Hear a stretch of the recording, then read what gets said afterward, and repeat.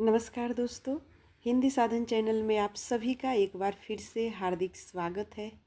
आज के इस वीडियो में यूजीसी नेट के प्रीवियस ईयर क्वेश्चन को लेकर मैं उपस्थित हुई हूं और ये क्वेश्चन जो आपके स्क्रीन पर दिख रहा है ये दिसंबर 2023 का प्रश्न है। तो आइए हम शुरू करते हैं प्रश्नों के क्रम को। पहला प्रश्न है, भारत खंडामृत और आबे हयात नामक कॉलम से हिंदी उर्दू का पत्र किसने निकाला? ऑप्शन है ए पंडित बद्रीलाल, बी पंडित वंशीधर, सी पंडित श्रीलाल और डी ऑप्शन है राजा शिव प्रसाद।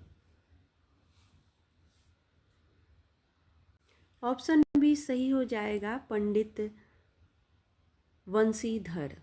अगला प्रश्न है,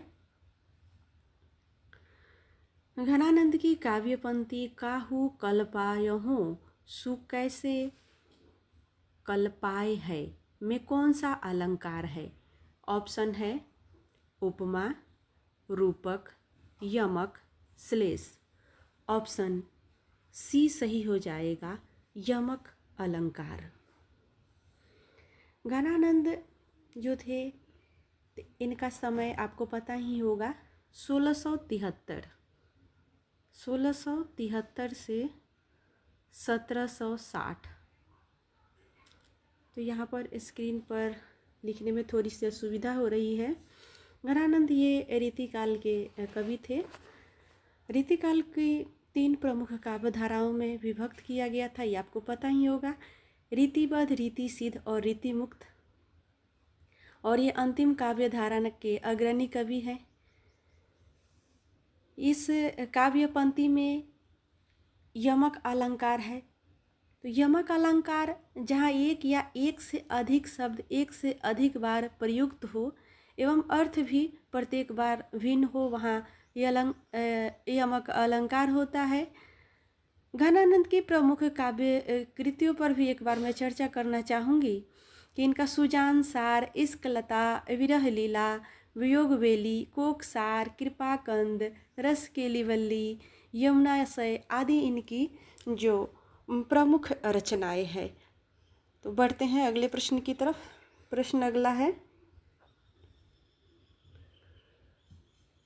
नीचे 2 कथन दिए हुए हैं। एक अभिकथन ए के रूप में लिखित है तो दूसरा उसके कारण आर के रूप में है। अभिकथन में है, सन 1996 में प्रगतिशील लेखक संघ की स्थापना हुई और उसी वर्ष उनके वार्षिक अधिवेशन के सभापति प्रेमचंद्र हुए। कारण में दिया हुआ है, सन 1936 में प्रकाशित अपने काव्य संग्रह का नाम सुमित्रा नंदन पंत ने युगांत रखा। उपरोक्त कथन के आलोक में दिए गए विकल्पों के सही उत्तर का चयन करना है। तो यहाँ पर देखिए विकल्प दिया हुआ है, इन सही विकल्प का चयन करना है। विकल्प है ए और आर सत्य है और ए आर की सही व्याख्या है। विकल्प बी में दिया है सही, दोनों ए और आर सत्य है लेकिन आर ए की सही व्याख्या नहीं है। विकल्प सी में दिया हुआ है ए सत्य है लेकिन आर असत्य है। और विकल्प डी में दिया है ए असत्य है लेकिन आर सत्य है। तो इसका सही उत्तर हो जाएगा ऑप्शन बी, ए और आर दोनों सत्य है लेकिन ए की सही व्याख्या, आर ए की सही व्याख्या नहीं है। तो दोस्तों इस प्रश्न से आपको याद आ ही रहा होगा कि लखनऊ में अप्रैल 1936 में प्रगतिशील लेखक संघ की स्थापना हुई थी। 1936 ईस्वी में प्रगतिशील लेखक संघ की स्थापना हुई थी और इसी वर्ष वार्षिक अधिवेशन भी हुआ था। आइए अगले प्रश्न की तरफ बढ़ते हैं। प्रश्न अगला है,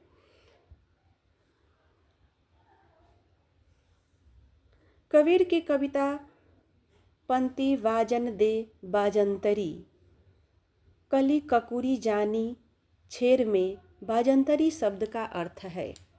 ऑप्शन दिया हुआ है बांसुरी, पिपहरी, वीणा, तुरही। तो बाजंतरी का अर्थ हो जाएगा सही उत्तर वीणा। वीणा, बाजंतरी शब्द का अर्थ होता है वीणा और कली ककुरी का अर्थ होता है निकृष्ट वाद्य। आगे बढ़ते हैं, प्रश्न संख्या 5।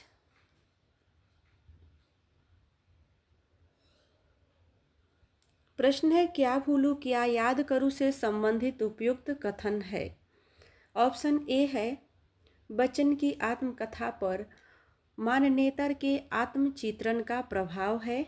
ऑप्शन बी है बच्चन जी ने अपनी आत्मकथा को एक हिस्से का शीर्षक जीवन के आपाधापी में प्रस्तावित किया था। ऑप्शन तीसरा है श्रावस्ती वस्ती का पुराना नाम था जिसे वेदों के अनुसार राजा श्राव ने बसाया था। ऑप्शन 4 है डॉक्टर राजेंद्र प्रसाद ने अपनी आत्मकथा में लिखा है कि उनका परिवार मूलतः श्रावस्ती का था। और ऑप्शन 5वां में दिया हुआ है कि बच्चन जी के जीवन और काव्य दोनों के विकास में रुझापन उमर खयाम और उनके अनुवाद का विशेष योगदान है। तो यहाँ पर अब हमें कूट भाषा में यूजीसी नेट में कुछ प्रश्न होता है जिसका कूट भाषा में जवाब देना होता है। तो अगर कूट को देखें तो सही उत्तर हो जाएगा ऑप्शन सी। ऑप्शन सी यहाँ पर सही उत्तर हो जाएगा। केवल ए, बी और सी सही हो जाएगा। तो बच्चन जी की आत्मकथा पर मानतेन के आत्मचित्रण का प्रभाव है।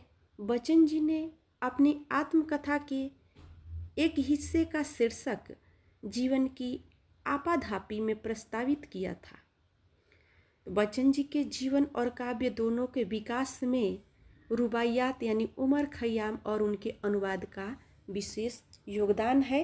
तो इसको देखते हुए ऑप्शन सी को हम सही करेंगे। बढ़ते हैं अगले प्रश्न की तरफ। प्रश्न अगला है अमृतसर आ गया। प्रसंग को पहले से बाद के क्रम में व्यवस्थित कीजिए। ऑप्शन ए में है तुम्हारे दिल में दर्द मर गया है, छोटी सी बच्ची उसके साथ थी, बेरहमो तुमने बहुत बुरा किया है। ऑप्शन बी में है बड़े जीवट वाले हो बाबू, दुबले पतले हो पर बड़े गुर्दे वाले हो। ऑप्शन सी का ले बाबू तात आएगी, अम जैसा ओ जाएगा।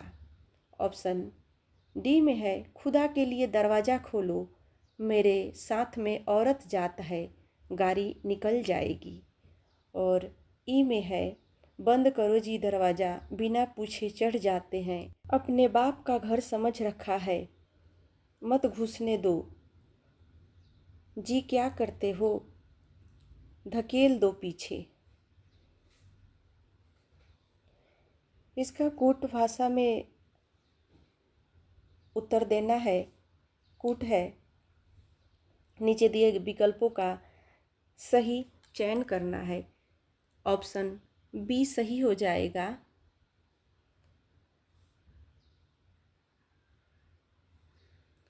CEADB।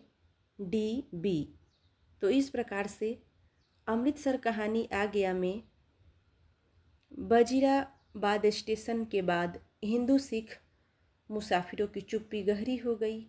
अमृतसर आ गया यह भीष्म साहनी के द्वारा लिखी कहानी है। यह कहानी भारत के विभाजन के परिदृश्य पर लिखी गई है। भीष्म साहनी के अन्य और भी कहानियाँ हैं, पाली, भटकती राख, खून का रिश्ता, चीफ की दावत, सिर का सदका, पहला 8 आदि इनकी कई सारी मशहूर कहानियाँ हैं। बढ़ते हैं अगले प्रश्न की तरफ। प्रश्न अगला है प्रेमचंद्र घर में के अनुसार सही कथन है। ऑप्शन ए में है प्रेमचंद्र का जन्म बनारस से 4 मील दूर जीवनपुर गांव में 31 जुलाई सन 1880 ईस्वी को हुआ था। दूसरा ऑप्शन है शिवरानी देवी की पहली कहानी साहस चांद में छपी। ऑप्शन तीसरा है साहस कहानी का प्रकाशन वर्ष 1924 है। और ऑप्शन चौथा है फिल्म कंपनी में काम करने के लिए प्रेमचंद 1932 में पहली बार बम्बई आए। इन कूट को देखते हुए प्रश्न का सही उत्तर हो जाएगा ऑप्शन डी, केवल बी, सी और ई सही होगा। तो देखिए बी है शिवरानी देवी पहली कहानी साहस चांद में छपी, और सी में है साहस कहानी का प्रकाशन 1924 में हुआ, और ई प्रेमचंद्र की कहानी मोटेराम शास्त्री का पर एक शास्त्रीय महाशय ने केस दायर किया। तो यहाँ पर सही उत्तर हो जाएगा ऑप्शन डी। प्रश्न अगला है जो कि राम की शक्ति पूजा से प्रश्न लिया हुआ है, और यह प्रश्न आपके नेट पाठ्यक्रम, यह चैप्टर आपके नेट पाठ्यक्रम में लगा हुआ है। सूर्यकांत त्रिपाठी जी का यह काव्य है, इसी से प्रश्न है। राम की शक्ति पूजा कविता की इन पंक्तियों यानी उक्तियों को कविता में आने के क्रम से पहले के बाद के क्रम में लगाइए। यहाँ पर कविता की कुछ पंक्ति दी हुई है जिसको क्रम से लगाना है। ऑप्शन ए में है शक्ति की करो मौलिक कल्पना। दूसरा ऑप्शन है अमानिसा उगलता गगन धन अंधकार। तीसरा है केवल जलती मशाल। चौथा अन्याय जिधर है शक्ति उधर। ऑप्शन चौथा में है नैनों का नैनों से गोपन प्रिय संभाषण नीचे दिए गए विकल्पों में से सही उत्तर का चयन कीजिए। तो यहाँ पर कुछ विकल्प दिया हुआ है, उन विकल्पों के अनुसार ऑप्शन जो सही होगा, सही क्रम में जिसको लगाएंगे तो बी, सी, ई, डी, उसके बाद डी और ए, यानी एक में होगा बी, दो में सी और तीन में ई, चार में डी और ए एक है, ये 5वें नंबर पर आएगा। तो इस प्रकार से इन पंक्तियों का सही क्रम हो जाएगा। तो आइए अब दूसरे प्रश्नों को देख लेते हैं। प्रश्न अगला है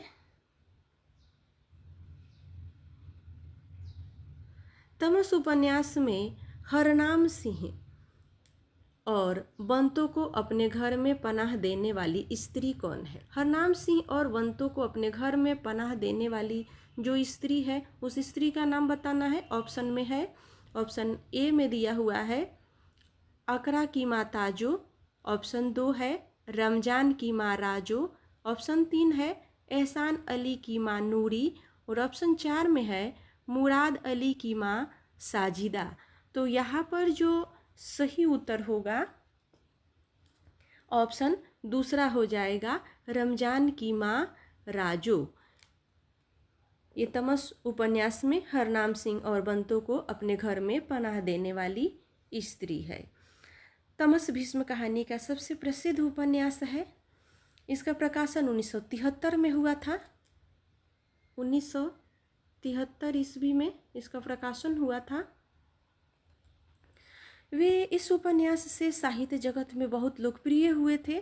भीष्म साहनी जी उपन्यास में हरमान सिंह और बंतु अपने घर में पनाह देने वाली स्त्री जो थी वो रमजान की माँ राजो थी। आइए बढ़ते हैं अगले प्रश्न की तरफ। प्रश्न अगला है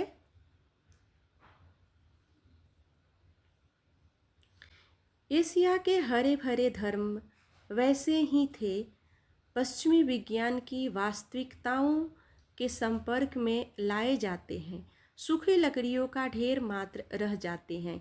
यह कथन किसका है? Option A Lord Macaulay, option 2 Munro, option 3 Hunter और ऑप्शन 4 विलियम जोन्स। तो प्रश्न का सही उत्तर हो जाएगा ऑप्शन सी हंटर। अगला प्रश्न है अमृतसर आ गया कहानी में किस स्टेशन के बाद हिंदू सिख मुसाफिरों की चुप्पी गहरी हो गई?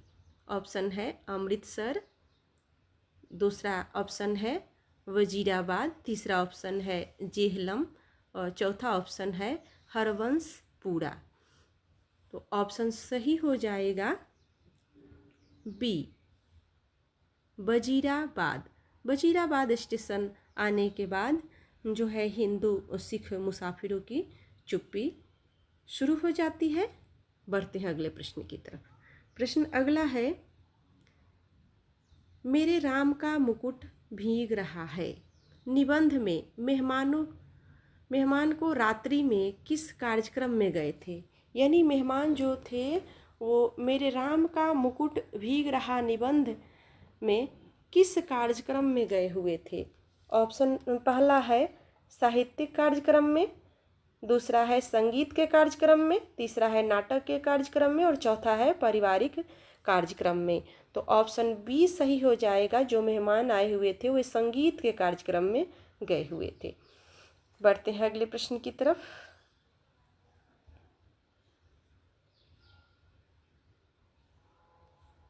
प्रश्न अगला है, भारतीय काव्यशास्त्र सिद्धांत और संप्रदाय के संबंध में निम्नलिखित कथनों में से सही कथन का चयन कीजिए। ऑप्शन ए, जगन्नाथ के अनुसार अलंकार काव्य की आत्मा व्यंग्यार्थ ध्वनि में रमणीयता उत्पन्न कर देते हैं। बी में है, मम्मट के अनुसार नियत वर्गों का रस विषयक व्यापार वृत्ति रीति कहलाता है। ऑप्शन 3, दांडी के अनुसार काव्य की शोभा करने वाले धर्म गुण कहलाते हैं। ऑप्शन 4, वामन के अनुसार सादृश्य पर आधारित गौणी लक्षणा वक्रोक्ति अलंकार कहलाता है। भट्टनायक के अनुसार विवाहवादी और स्थायी भावों में परस्पर व्यंजक व्यंग रूपक संयोगों द्वारा रस की अभिव्यक्ति होती है। अब नीचे कूट दिया हुआ है, इन कूट का के अनुसार सही उत्तर का चयन करना है। कूट है केवल ABC, दूसरा में है केवल BCD और तीसरा है ABD, चौथा है CDE। तो यहाँ पर जो सही उत्तर हो जाएगा ऑप्शन तीसरा, केवल A, B और D सही उत्तर हो जाएगा। अगर आपको इस प्रश्नों को दोबारा देखना है तो वीडियो को पॉज करके और इसको अच्छे से देख और समझ सकते हैं। प्रश्न अगला है, भारत दुर्दशा नाटक से संबंधित कौन से कथन उपयुक्त है। ऑप्शन ए, इस नाटक में 5वें अंक का स्थान किताब खाना है। दूसरा है, नाटक में सत्यानाश फौजदार का प्रवेश दूसरा अंक में होता है। तीसरा ऑप्शन है, अपरस 16 छून रची भोजन प्रति छुड़ाए, यह संवाद सत्यानाश फौजदार द्वारा कहा गया है। चौथा ऑप्शन है, इस नाटक के प्रकाशन का संवत 1933 ईस्वी है। और चौथा ऑप्शन है, निर्लजता नामक पात्र तीसरे अंक में आती है। तो यहाँ पर जो सही उत्तर हो जाएगा, हमको कूट के देखते हुए नीचे कूट जो दिया हुआ है उसके अनुसार से उत्तर का चयन करना है। कूट के अनुसार सही उत्तर हो जाएगा ऑप्शन C, A, C और D। बढ़ते हैं अगले प्रश्न की तरफ। प्रश्न अगला है, प्रताप नारायण मिश्र से संबंधित उपयुक्त कथन। ऑप्शन ए, प्रताप नारायण मिश्र का जन्म 1852 ईस्वी में चुनार उत्तर प्रदेश में हुआ था। ऑप्शन बी में है, संस्कृत, उर्दू, फारसी, अंग्रेजी और बंगला उनकी अच्छी गति थी इनको, यानी अच्छी इनको जानकारी थी। तीसरा ऑप्शन है, उन्होंने हिंदी प्रदीप पत्रिका का संपादन किया। चौथा ऑप्शन है, दांत भौं आप बात धोखा रिश्वत बिगाड़ होली जैसे विषयों पर उन्होंने निबंध लिखे थे। और पांचवा ऑप्शन में है, कलि कौतुक, भारत दुर्दशा, कलि प्रभाव, गौ संकट आदि उनकी प्रमुख कृतियां है। तो इस प्रश्न का भी हमें कूट भाषा में उत्तर देना है। यहाँ पर देखिए कूट सही हो जाएगा ऑप्शन डी। ऑप्शन डी सही हो जाएगा। बढ़ते हैं अगले प्रश्न की तरफ। प्रश्न अगला है, रामधारी सिंह दिनकर के निम्नलिखित काव्य ग्रंथों को प्रथम प्रकाशन वर्ष के अनुसार पहले से बाद के क्रम में लगाइए। तो यहाँ पर दिनकर जी की रचना है। ऑप्शन ए में कुरुक्षेत्र है, ऑप्शन बी रेणुका, सी दिल्ली, डी हुंकार, ई में रश्मि रथी। तो इनकी रचनाओं का सही अनुक्रम है, तो देखिए यहाँ कुरुक्षेत्र जो है वो 1946 का है, 1946। रेणुका 1935 का है। दिल्ली ये 1954 का है, 1954। हुंकार 1938 का है। और रश्मि रथी ये 1952, रश्मि रथी ये 1952 का है।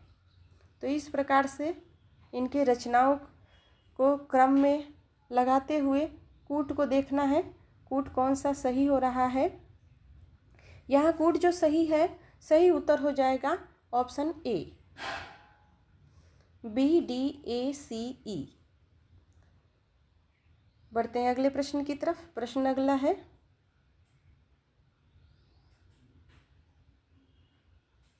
सूची ए और सूची 2 का मिलान करना है।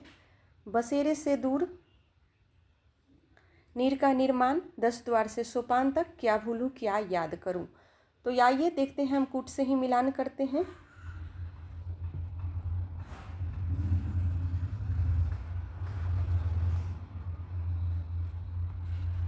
ऑप्शन यहाँ पर एक का, थोड़ा सा मैं स्क्रीन को छोटा कर लेती हूँ।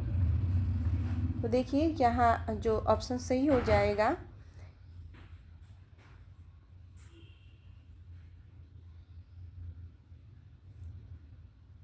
एक का 3 हो जाएगा। बसेरे से दूर,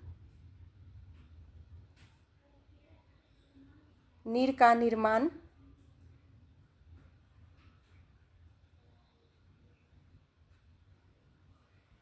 दस द्वार से सोपान तक, क्या भूलूं क्या याद करूं। इस प्रकार से इसका सही उत्तर हो जाएगा। देखिए किस कूटी में है, किस कूट में है।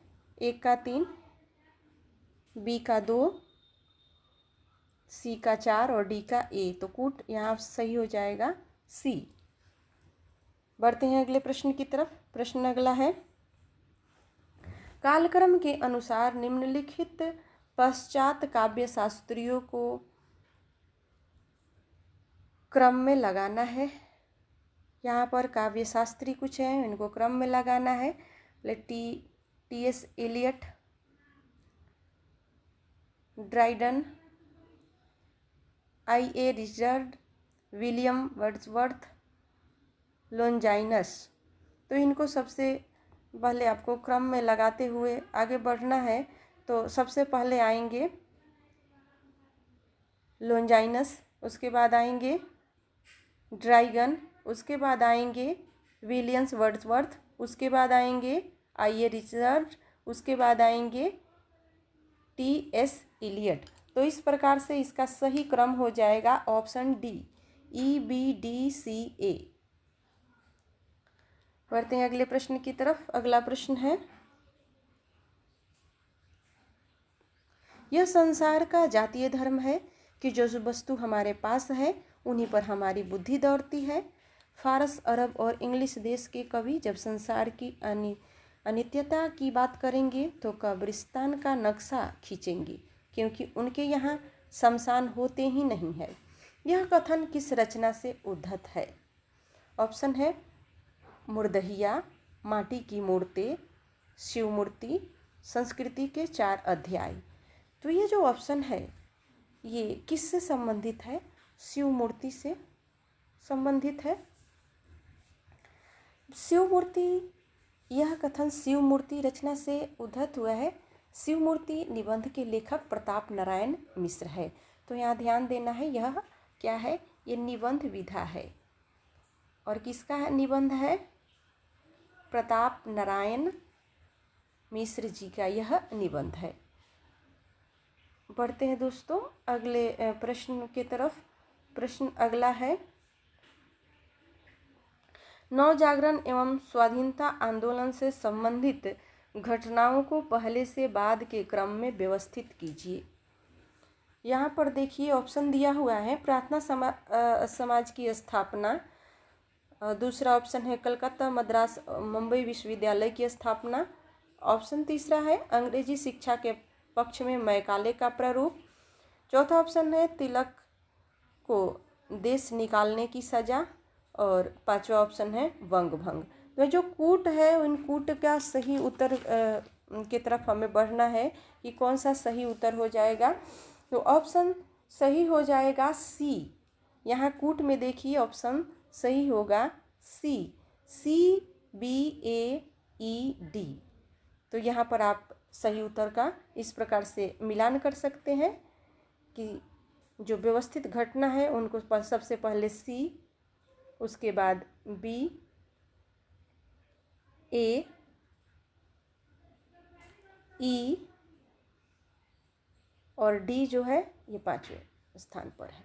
तो इस प्रकार से सही उत्तर हो जाएगा। बढ़ते हैं अगले प्रश्न की तरफ। प्रश्न अगला है, पांगी बनकर घूमना उसके लिए इतना ही सहज था जितना बांसुरी बजा लेना। इस कथन में पांगी का अर्थ क्या है? ऑप्शन है पागल, दूसरा ऑप्शन है बौद्ध साधु, तीसरा ऑप्शन है विक्रेता और चौथा ऑप्शन है क्लर्क। तो सही उत्तर हो जाएगा ऑप्शन बी, बौद्ध साधु। पांगी का अर्थ होता है बौद्ध साधु। अगला प्रश्न है, गोदान के अनुसार विमेंस लिंग द्वारा आयोजित कार्यक्रम में मेहता जी के भाषण में व्यक्त विचारों का प्रतिवाद करने वाले पात्र का नाम। ऑप्शन है राय साहब, दूसरा ऑप्शन है मिर्जा साहब, तीसरा ऑप्शन है मिसेज खन्ना, चौथा ऑप्शन है सरोज। ऑप्शन डी सही हो जाएगा, सरोज। अगला प्रश्न है, बाबा साहब अम्बेडकर ने PhD की उपाधि किस विश्वविद्यालय से प्राप्त की थी? ऑप्शन ए है कैम्ब्रिज विश्वविद्यालय, दूसरा ऑप्शन है कोलंबिया विश्वविद्यालय, तीसरा ऑप्शन है मुंबई विश्वविद्यालय, चौथा ऑप्शन है कोलकाता विश्वविद्यालय। तो ऑप्शन सही हो जाएगा बी, कोलंबिया विश्वविद्यालय से बाबा साहब अम्बेडकर PhD की उपाधि प्राप्त की थी। पढ़ते हैं अगले प्रश्न की तरफ। प्रश्न अगला है, बहुत कम लोग यह जानते हैं कि आज हम जो हैं वो किसकी बदौलत है। किसने हमें जन सेवा की ओर लगाया, हमारी आंखें खोली, हमें सही रास्ता दिखाया। किसने हमने हमेशा प्रेरणा ली, अपना कर्तव्य किया और आगे बढ़े। बकरी नाटक का उक्त संवाद किस पात्र के द्वारा कहा गया है? ऑप्शन ए सिपाही, बी दुर्जन, सी कर्मवीर, ऑप्शन डी युवक। तो यह जो कथन है ऑप्शन बी यानी दुर्जन के द्वारा कहा गया है। दोस्तों, बकरी नाटक का प्रकाशन 1974 ईस्वी में हुआ था और इस नाटक में स्वार्थी और भ्रष्ट राजनीति को लक्ष्य किया गया था। साधारण जन के शोषण और अंग्रेजों द्वारा हुआ अन्याय को, स्वतंत्र भारत में भी शोषण जो निरंतर हो रहा था, स्वतंत्रता के बाद गुंडे, दुर्जन, क्रोधी, निर्दयी लोग किस प्रकार से शोषण करते हैं, अराजकता तथा राजनीति में आए हैं, इन सब चीज़ों को इस नाटक में दिखाया गया है और यह कथन दुर्जन का है, इस नाटक के पात्र दुर्जन का। बढ़ते हैं अगले प्रश्न की तरफ। प्रश्न अगला है, अनुकरण का आशय है ऐसे प्रभाव का उत्पादन जो किसी स्थिति, अनुभूति अथवा व्यक्ति के शुद्ध प्रकृत रूप से उत्पन्न होता है। उपयुक्त कथन किसका है? ऑप्शन है स्कॉट जेम्स, प्रोफेसर गिलबर्ट मरे, बूचर, नागेंद्र। ऑप्शन सही हो जाएगा बी, प्रोफेसर गिलबर्ट मरे। मरे एक ऑस्ट्रिय मूल के ब्रिटिश शास्त्रीय विद्वान और बुद्धिजीवी थे जिनके कई क्षेत्र में संबंध थे। तो इस प्रकार से हम मरे को याद कर सकते हैं कि ब्रिटिश शास्त्रीय विद्वान थे। अगला प्रश्न है, महात्मा गांधी की अध्यक्षता में गठित लिपि सुधार समिति के संयोजक कौन थे? ऑप्शन है काका कालेलकर, महादेव गोविंद रानाडे, श्याम सुंदर दास, बाबूराम सक्सेना। सही उत्तर हो जाएगा ऑप्शन ए काका कालेलकर। नागरी लिपि सुधार समिति की स्थापना 1935 में काका कालेलकर की अध्यक्षता में हुई थी और काका कालेलकर का जन्म 1885 ईस्वी में महाराष्ट्र के सतारा जिले में हुआ था। बढ़ते हैं अगले प्रश्न की तरफ। प्रश्न अगला है,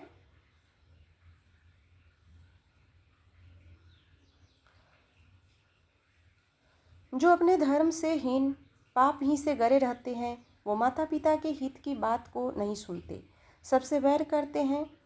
ऐसे जो पापी जन है जो महाडेरावनी दक्षिण द्वार से जा नरक में पड़ते हैं। यह गद्यखंड खरी बोली के किस आरंभिक गद्यकार का है? ईसा अल्लाह खां का है, सदा सुखलाल नियाज, सदल मिश्र या लल्लू लाल? तो ये जो पंक्ति है ये सदल मिश्र का है, ऑप्शन सी। ऑप्शन सी सही हो जाएगा। सदल मिश्र का जन्म आपको पता होना चाहिए 1767 ईस्वी, कुछ लोग 68 भी कहते हैं, और इनका जो मृत्यु था वो 1847 से 48 माना जाता है। फोर्ट विलियम कॉलेज के संबंध में ये 18वीं सदी के आरंभिक दौर में 4 प्रमुख गद्यकारों में से एक है। इनकी कुछ रचनाएं हैं, रामचरित, जो आध्यात्म रामायण 1806, और हिंदी परसिल शब्दकोश भी इनकी महत्वपूर्ण रचनाएं हैं। बढ़ते हैं अगले प्रश्न की तरफ। प्रश्न अगला है, शक्ति कवित्व बीजः संस्कार रूपः काव्य हेतु शक्ति संबंध में यह कथन किस आचार्य का है? तो ये जो कथन है ऑप्शन में दिया है भट्टतौत, रुद्रट, मम्मट, जगन्नाथ। ऑप्शन सही हो जाएगा सी, ये कथन मम्मट का है। आचार्य मम्मट ये संस्कृत काव्य शास्त्र के सर्वश्रेष्ठ विद्वानों में से एक समझे जाते हैं। मम्मट का काव्य लक्षण है तददोषो शब्दार्थो सगुण अलंकृतो पुनः क्वापि शब्दार्थो तत्, अर्थात शब्दार्थ काव्यम। यह मम्मट की उक्ति है। बढ़ते हैं अगले प्रश्न की तरफ। प्रश्न अगला है, इंसान जिंदा इसलिए रहता है क्या उसे कोई और बेहतर काम करने को नहीं मिला? यह कथन परिंदे कहानी के किस पात्र का है?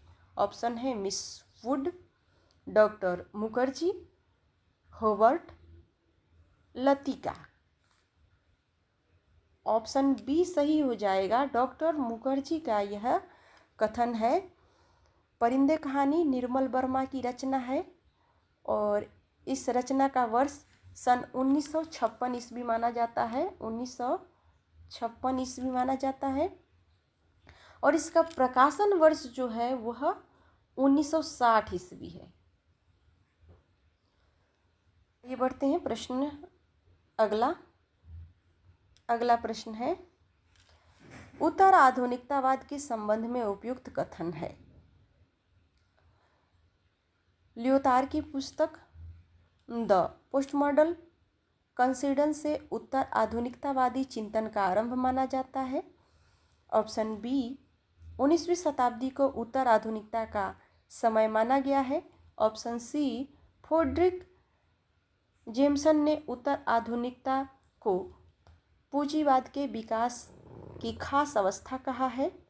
और ऑप्शन डी है टी.एस. इलियट की कृति द वेस्ट लैंड ऑफ आधुनिकतावाद का साहित्यिक उदाहरण है। ऑप्शन ई उक्त आधुनिकतावादी विचारकों ने लेखक की मृत्यु और विचारधारा के अंत की घोषणा की है। नीचे कूट जो दिया हुआ है उन कूटों में ऑप्शन डी सही हो जाएगा। डी, केवल ए, सी और ई इसमें से सही कथन है। ए, सी, ई। बढ़ते हैं अगले प्रश्न की तरफ। प्रश्न अगला है, निम्नलिखित काव्य संकलनों में रामकुमार वर्मा कृत काव्य संकलन है। यहाँ पर दिया हुआ है ऑप्शन ए में एकांत संगीत 1939, अंजलि 1930, सतरंगी 1945, चित्रलेखा 1935, एकलव्य 1958।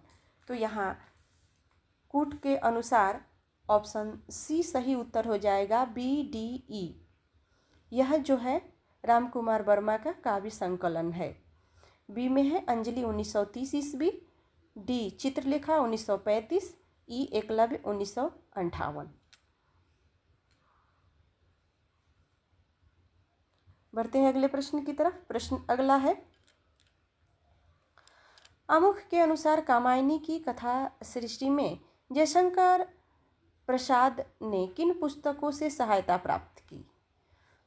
तो कामायनी की कथा वस्तु के अनुसार जयशंकर प्रसाद किस पुस्तक से जो सहायता प्राप्त करके उस ग्रंथ को लिखा था उसका नाम बताना है। क्या मुंडक उपनिषद था, कठोपनिषद, शतपथ ब्राह्मण, छंदोग्योपनिषद या ऋग्वेद? किससे इन्होंने सहायता ली थी? ऑप्शन सी सही हो जाएगा कूट के अनुसार, सी, डी, ई। तो उन्होंने शतपथ ब्राह्मण, छंदोग्य उपनिषद और ऋग्वेद से इस पुस्तक कामायनी को लिखने में सहायता प्राप्त की थी। बढ़ते हैं अगले प्रश्न की तरफ। प्रश्न अगला है, नीचे कथन दिया हुआ है, दो कथन दिया हुआ है। गोदान के अनुसार बेलारी और सेमरी में केवल 5 मील का अंतर है। कथन 2 में है, वह ज्ञान जो मानवता को पीस डाले ज्ञान नहीं है, कोल्हू है। यह कथन गोदान उपन्यास के पात्र ओकारनाथ का है। उपरोक्त कथन के आलोक में दिए गए विकल्पों में से सही उत्तर का चयन करना है। इसमें से सही उत्तर कौन सा है? तो यहाँ कूट को देखते हुए सही उत्तर हो जाएगा ऑप्शन सी। कथन ए सत्य है लेकिन कथन 2 असत्य है। तो इस अनुसार से ये गोदान जो है प्रेमचंद्र की अंतिम रचना माना जाता है, अंतिम और महत्वपूर्ण रचना माना जाता है। कुछ लोग इस कृति पर इनकी सभी कृतियों में सर्वोच्च कृति भी मानते हैं। और गोदान के अनुसार बेलारी और सेमरी गांव में 5 मील का अंतर है, यह कथन सही है। तो इसलिए कथन ए सत्य हो जाएगा और कथन 2 असत्य। बढ़ते हैं अगले प्रश्न की तरफ। प्रश्न अगला है, परीक्षा गुरु उपन्यास के प्रकरणों के शीर्षक को पहले से बाद के क्रम में लगाइए। ऑप्शन है सुख दुख, ऑप्शन बी सब में हाँ, सी साहसी पुरुष, डी बिगाड़ का मूल विवाद, ई अकाल में अधिक मास। तो इस प्रकार से सही कूट हो जाएगा option V, E, B, A, D, C. परीक्षा गुरु उपन्यास के अनुसार इस प्रकार से पहले के बाद के क्रम में सही उत्तर हो जाएगा। बढ़ते हैं अगले प्रश्न की तरफ। प्रश्न अगला है, इसमें सूची का मिलान करना है। सूची 1 का सूची 2 के साथ मिलान करना है। मारवाड़ी, कोटा, हड़ौती, अजमेर, ढूंढाली, अलवार, मेवाती, जयपुर। तो इस प्रकार से सही क्रम में लगाना है। सही क्रम हो जाएगा मारवाड़ी, अजमेर, हड़ौती ये कोटा, ये बोली का नाम दिया हुआ है। ढूंढारू जयपुर, मेवाती ये अलवर। तो नीचे देखिए कूट 2, 1, 4, 3 किस में है? 2, 1, 4, 3 जो ऑप्शन दिया हुआ है, ऑप्शन पहला सही हो जाएगा। प्रश्न अगला है, शेखर एक जीवनी भाग 1 में किन पश्चिमी विचारों के नाम के उल्लेख है? ऑप्शन है कार्ल मार्क्स, रोजा कल्वर्ग, नीत्शे, त्रात्स्की, देकार्त। यहाँ पर सही उत्तर हो जाएगा कूट के अनुसार ऑप्शन ए सी डी। बढ़ते हैं अगले प्रश्न की तरफ। यह भी सूची का मिलान करना है। सूची 1 का सूची 2 के साथ मिलान करना है। आइए मिलान करते हैं। सुदर्शन दिल्ली, सज्जन कृत सुधाकर उदयपुर, सदाचार्य मारदंड जयपुर, आर्य दर्पण शाहजहांपुर। तो इस प्रकार से 2, 4, 1, 3 देखते हैं किस कूट में है। 2 यहाँ पर 3 ऑप्शन में 2, 4 दिया हुआ है, जिसमें से 3 ऑप्शन में पहला ऑप्शन जो है वो 2 दिया हुआ है, लेकिन देखिए 2 ही ऑप्शन में 4 दिया हुआ है। तो देखते हैं 2, 4, 1, 2, 4, 1 तीसरा ऑप्शन में है। तो यहाँ हमको सही उत्तर मिल गया। बढ़ते हैं अगले प्रश्न की तरफ। प्रश्न अगला है,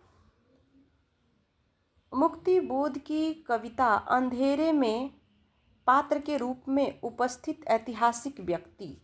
ऑप्शन है सार्थ, ताल्स्ताय, बुद्ध, तिलक, गांधी। इसमें से कौन है जो अंधेरे में पात्र के रूप में उपस्थित ऐतिहासिक व्यक्ति है? ऐतिहासिक व्यक्ति में तिलक और गांधी है। तो यहाँ पर देखते हैं सही उत्तर कौन सा है? बी, डी, ई। ऑप्शन सी सही होगा, बी टॉल्स्टॉय, गांधी और तिलक सही उत्तर हो जाएगा। बढ़ते हैं अगले प्रश्न की तरफ। प्रश्न अगला है, ब्रह्म समाज के बारे में उपयुक्त कथन नहीं है। तो यहाँ पर देखिए ब्रह्म समाज के बारे में कौन सा जो कथन है वो उपयुक्त नहीं है। ब्रह्म समाज के अंतर्वस्तु मूलतः सामंतवाद और उपनिवेशवाद समर्थक थी। ब्रह्म समाज मूर्ति पूजा, छुआछूत, जाति प्रथा, धार्मिक कट्टरता का विरोधी था। देवेंद्रनाथ ठाकुर और केशव चंद्र सेन ने ब्रह्म समाज को सक्रिय बनाए रखने में महत्वपूर्ण भूमिका निभाई। ब्रह्म समाज की स्थापना 1882 में हुई। और अंतिम ऑप्शन है, ब्रह्म समाज पुनर्विवाह का समर्थन नहीं करता था। तो यहाँ कूट के अनुसार सही उत्तर हो जाएगा ऑप्शन बी, ए, डी, ई सही कथन है। ए में है ब्राह्मण समाज की अंतर्वस्तु मूलतः सामंतवाद और उपनिवेशवाद समर्थक थे। डी में है ब्राह्मण समाज की स्थापना 1842 ईस्वी में हुई। और ई में है ब्राह्मण समाज पुनर्विवाह का समर्थन नहीं करता था। तो इस प्रकार से सही उत्तर ये हो जाएगा आपका, ब्राह्मण समाज की स्थापना 1882 में हुई और ब्राह्मण समाज पुनर्विवाह का समर्थन नहीं करता था, इसलिए ए, डी और ई ऑप्शन सत्य हो जाएगा। तो कूट यहाँ पर ऑप्शन बी सही हो जाएगा। बढ़ते हैं अगले प्रश्न की तरफ। जिंदगी नामा उपन्यास में किन कवितांशों और गीतों का उपयोग किया गया है? तो जिंदगी नामा उपन्यास में किन गीतों और कवितांशों का उपयोग किया गया है? ऑप्शन है अबल आला नूर उपाय, कुदरत के सब बंदे, एक नूर ते सब जग उपजा, कौन भले और कौन मंदे। दूसरा है, जे तू अखिया दे सामने नी रैना, ते बीबा मेरा दिल मोड़ दे। सी, चिरी चोंच भर ले गई, नदी न घोटियो नीर, दान दिए धन ना घटे, कह गए भगत कबीर। अगला ऑप्शन है, जिन पावन भूइबहु फिरे, दूमे देश विदेश, न मैं अरबी न मैं लोहरी, न मैं हिंदू शहर नगौरी, नहीं हिंदू तुर्क पिरौदी, नहीं रदैरा बिच नदैरा, बुलाकिन जाने मैं कौन। तो इस प्रकार से यहाँ पर भी कूट दिया हुआ है। इस कूट के अनुसार हमें सही उत्तर तक पहुँचना है। सही उत्तर हो जाएगा ऑप्शन सी। यहाँ पर कूट सही हो जाएगा ए, सी और ई। प्रश्न अगला है, जो कि सूची ए का सूची 2 के साथ मिलान करना है।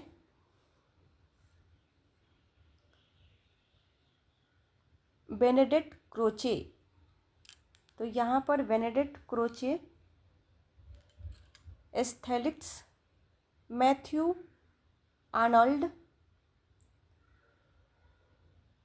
स्टडी ऑफ पोएट्री, हॉरेस,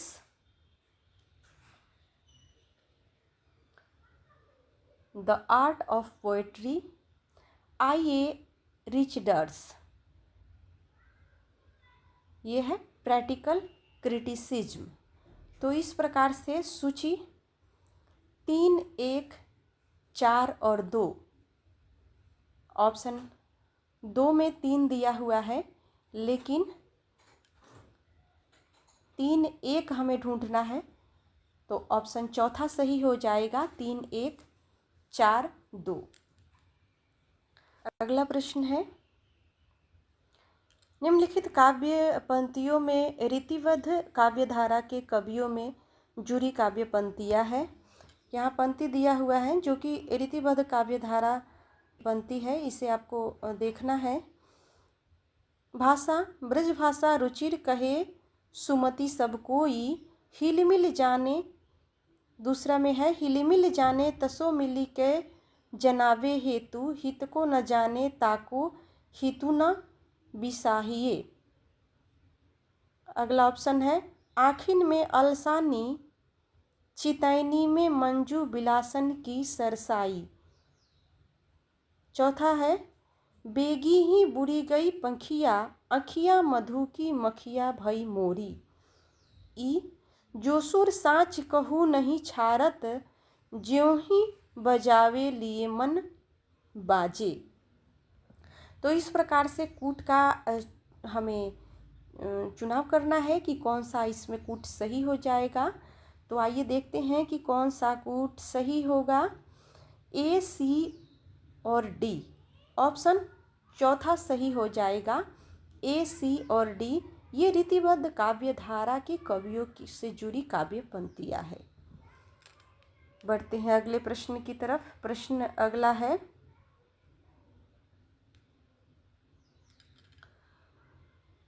जो कि असाध्य वीणा से ली गई है। असाध्य वीणा कविता में आई निम्न उक्ति और संवादों को कविता में आने के आधार पर पहले से बाद के क्रम में लगाइए। 1, किंतु मैं ही तो तेरी गोद में बैठा गोद भरा बालक हूँ। बी, श्रेय नहीं कुछ मेरा, मैं तो डूब गया था स्वयं शून्य में। सी, राजन, पर मैं तो कालावंत हूँ नहीं, शिष्य साधक हूँ। डी, मुझे ओट दे ढक ले छा ले ओ शरण्य। ई, हाँ मुझे स्मरण है, बदली कौद पंक्तियों पर वर्षा बूंदों की पट पट, नीचे दिए गए विकल्पों में से सही विकल्प का चयन कीजिए। तो यहाँ जो कूट दिया हुआ है, इन कूट में ऑप्शन पहला सही होगा। सी, ए, डी, ई CAEDB सही क्रम हो जाएगा। बढ़ते हैं अगले प्रश्न की तरफ। प्रश्न अगला है, मिथक, प्रतीक और बिंब के संबंध में निम्नलिखित कथनों में से सही कथन का चुनाव कीजिए। ए, अरस्तु ने अपने ग्रंथ पोएट्री में मिथक का प्रयोग कथानक, आख्यान मूलक रचना तथा मनगढ़ंत कथा के लिए किया। बी, नगेंद्र लिखते हैं कि काव्य बिंब शब्दार्थ के माध्यम से कल्पना द्वारा निर्मित एक ऐसी मानस छवि है जिसके मूल में भाव की प्रेरणा रहती है। सी, प्रतीक स्वतः संभव होता है जबकि बिंबों का निर्माण सचेष्ट किया जाता है। डी, प्रतीक प्रतिरूप न होकर निरूपण होता है, कलाकार के भावों के प्रेरणा का माध्यम होता है। ई, कल्पना से प्रतीक का निर्माण होता है और प्रतीकों से बिंब का निर्माण होता है। दिए गए विकल्पों में से सही विकल्प का चुनाव करना है। तो आइए देखते हैं सही विकल्प कौन सा हो जाएगा। यहाँ पर सही विकल्प ऑप्शन ए, बी और डी कूट ए हो जाएगा। बढ़ते हैं अगले प्रश्न की तरफ। प्रश्न अगला है, आगरा बाजार नाटक में आई नज्म की पंक्तियों को पहले से बाद के क्रम में लगाइए। तो पहले से बाद के क्रम में जो पंक्तियों को लगाया जाएगा, तो आइए ऑप्शनों को देखते हैं कि कौन सा ऑप्शन जो है वो पहले से बाद के क्रम में है। ए, वह सुन के बोला, बाबा खुदा तुझको खैर दे, हम तो न चांद समझे न सूरज जानते। बी, रोटी न पेट में हो तो कुछ भी जतन न हो, मेले की सैर ख्वाहिशे बागो चमन न हो। सी, होता है बागों से हर एक बाग का निवाह, वह बाग किस तरह न लूटे और न उजरे आह। डी, जितने हैं आज अगरे में कारखाना जात, सब पर पड़ी है आज के रोजी की मुश्किलात। ऑप्शन चौथा में ऑप्शन पांचवा भी देखते हैं। पांचवा है, कपड़े किसी की लात है रोटी के वास्ते, लंबे किसी के बाल है रोटी के वास्ते। तो इस प्रकार से कूट को अगर देखा जाए कि सही कूट हो जाएगा ऑप्शन डी, DCABE। आगरा बाजार का प्रकाशन 1954 में हुआ था। तो 7 प्रश्नों के साथ साथ कुछ चीज़ें हैं जिसे हमें ध्यान देते हुए चलना है। आगरा बाजार यह नाटक है, यह नाटक 2 अंकों में है, 2 अंक में यह नाटक है, 2 अंक में। नाटक में हास्य रस का प्रयोग किया गया है और इसमें हवीज और तनवीज ने इस नाटक को 2 बार संशोधन 1970 और 1989 ईस्वी में किया। यह नाटक का मंचन भी हुआ है और इसका मंचन हुआ था 14 मार्च 1954 को जामिया मिलिया इस्लामिया के कला विभाग से जुड़े मंच पर, और इस नाटक का पुस्तक के रूप में प्रकाशन 54 में हुआ था। आगरा बाजार नाटक एक ऐसे ककड़ी बेचने वाले की कहानी है जिसकी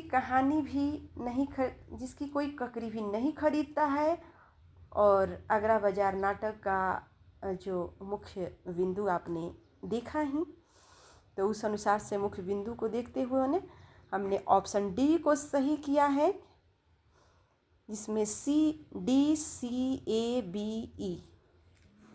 सही क्रम में लगा है। बढ़ते हैं अगले प्रश्न की तरफ। अगला प्रश्न है, एक टोकरी भर मिट्टी कहानी के अनुसार विधवा टोकरी भर मिट्टी का उपयोग किस लिए करना चाहती थी। ऑप्शन है पौधा लगाने के लिए, घर बनाने के लिए, चूल्हा बनाने के लिए, चौका तैयार करने के लिए। तो यहाँ जो सही उत्तर हो जाएगा ऑप्शन सी, चूल्हा बनाने के लिए। एक टोकरी भर मिट्टी में विधवा स्त्री जो होती है वो मिट्टी का उपयोग चूल्हा बनाने के लिए करती है। और इस कहानी का मुख्य जो उद्देश्य है वह है संपन्न वर्ग के लोग निर्धन और असहायों का किस प्रकार से शोषण किए करते हैं और सबका जो है ध्यान आकृष्ट यह कहानी करता है कि किस तरह जमींदार अपने महल के आगे विधवा की झोपड़ी, जो टूटी हुई झोपड़ी है, उसमें विधवा को वहाँ से जाने पर मजबूर कर देता है। विधवा टोकरी भर मिट्टी का उपयोग चूल्हा बनाने के लिए करना चाहती थी। दोस्तों बढ़ते हैं अगले प्रश्न की तरफ। प्रश्न अगला है,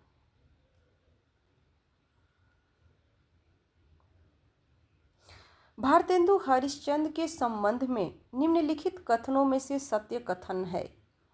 ऑप्शन ए है, भारतेंदु ने कालक्रम शीर्षक अपने इतिहास जनरल में 1873 में नोट किया, हिंदी नए चाल में ढली। दूसरा है, भारतेंदु हरिश्चंद्र ने काशी में आर्य नगरी समाज नामक संस्था का निर्माण कराया। तीसरा है, भारतेंदु हरिश्चंद्र ने आनंद रघुनंदन नाटक लिखा। चौथा है, भारतेंदु 1881 में भारत मित्र के संपादक को अपनी कविता प्रकाशनार्थ भेजते हुए खरी बोली के लिए साधु भाषा का प्रयोग करते हैं। ई ऑप्शन में है, भारतेंदु ने भारतवर्ष उन्नति कैसे हो के बारे में लिखा है कि परदेसी वस्तु और परदेसी भाषा का भरोसा मत रखो, अपने देश में अपनी भाषा से उन्नति करो। तो इस प्रश्न को हमें कूट के द्वारा चयन करना है। दिए गए विकल्प के अनुसार से कौन सा विकल्प सही है यह बताना है। विकल्प सही हो जाएगा ऑप्शन ए, डी और ई, यह सही हो जाएगा। भारतेंदु कालचक्र शीर्षक इतिहास जर्नल में 1873 में नोट किया गया। हिंदी नए चाल में ढली। भारतेंदु 1881 में भारत मित्र के संपादक को अपनी कविता प्रकाशनार्थ भेजने हुए हेतु खरी बोली में साधु भाषा का प्रयोग करते हैं। और भारतेंदु ने भारतवर्ष की उन्नति कैसे हो के बारे में लिखा है कि परदेसी वस्तु और परदेसी भाषा का भरोसा मत रखो, अपने देश में अपनी भाषा में उन्नति करो। तो इस प्रकार से प्रश्न ए, डी और ई सही हो जाएगा, ऑप्शन ए। बढ़ते हैं अगले प्रश्न की तरफ। प्रश्न अगला है, अंधा युग नाटक, इस नाटक से संबंध में प्रश्न है। अंधा युग नाटक के संबंध में सत्य कथन। ऑप्शन ए, धर्मवीर भारती के अनुसार यह काव्य रंगमंच की दृष्टि में रखकर लिखा गया था। बी, यह नाटक 7 अंकों में विभाजित है। सी, इस नाटक का घटना काल महाभारत के 18वें दिन की संध्या से लेकर प्रभास तीर्थ में कृष्ण की मृत्यु के क्षण तक।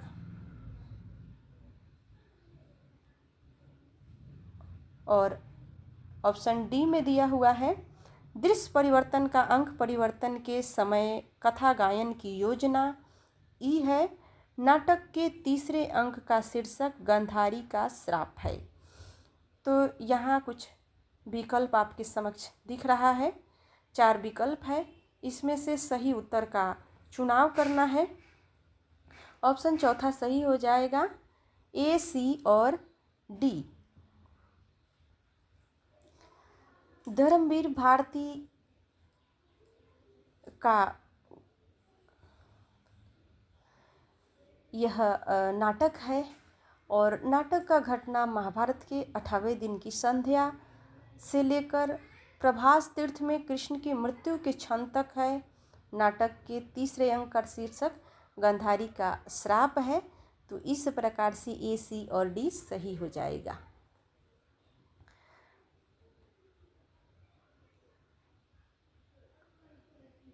बढ़ते हैं अगले प्रश्न की तरफ। प्रश्न अगला है, सूची ए का सूची 2 के साथ मिलान करना है। आइए थोड़ा सा इस प्रश्न को हम स्क्रीन पे बड़ा कर देते हैं। सूची ए, धातुसेन। धातुसेन ये जो है, यदि राक्षस कोई था तो विभीषण था और बंदरों में से एक सुग्रीव हो गया। तो यहाँ पर हम इसका सूची 1 का सूची 2 के साथ मिलान कर रहे हैं। तो 1 का 4 हो गया और 2 कुमारगुप्त इसका तीसरा हो जाएगा। युद्ध तो करना ही पड़ता है, अपनी सत्ता बनाए रखने के लिए आवश्यक है। सी का 2 हो जाएगा। स्कंदगुप्त हृदय की बातों को राजनीति भाषा में व्यक्त करना चक्र नहीं जानता। पर्णदत्त इसका राजनीति, दार्शनिकता और कल्पना का लोक नहीं है। तो इस प्रकार से सही उत्तर हो जाएगा ऑप्शन बी। बढ़ते हैं अगले प्रश्न की तरफ। प्रश्न अगला है, प्रेमचंद्र घर में के अनुसार किन पत्रों के खर्च उठाने के लिए प्रेमचंद बम्बई फिल्म कंपनी में काम करने की योजना बनाते हैं? जमाना और हंस, जागरण और हंस, जागरण और जमाना, माधुरी और चांद।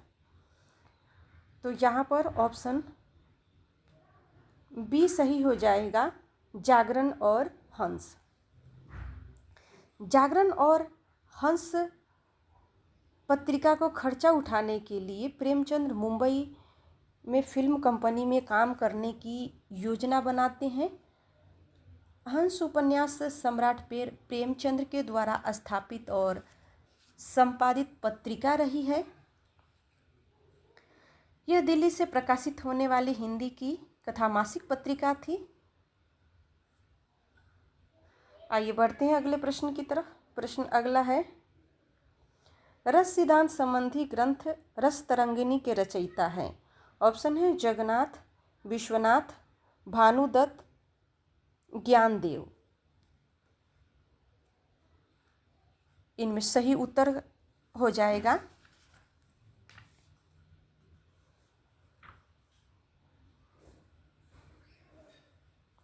ऑप्शन तीसरा, भानुदत्त।